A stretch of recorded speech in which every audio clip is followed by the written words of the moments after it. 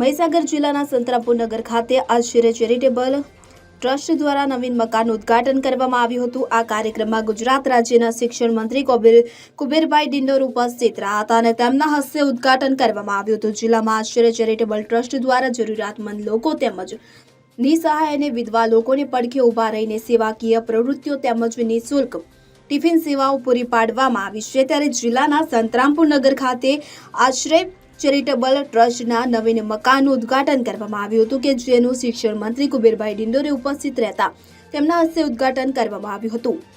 શિક્ષણ મંત્રી દ્વારા આશ્રય ચેરિટેબલ ટ્રસ્ટ આ જ રીતે જરૂરિયાતમંદો લોકોની પડખે ઊભું રહી તેઓની આ સેવાકીય પ્રવૃત્તિઓ નિરંતર ચાલુ રાખે તેવી શુભેચ્છાઓ પાઠવી હતી।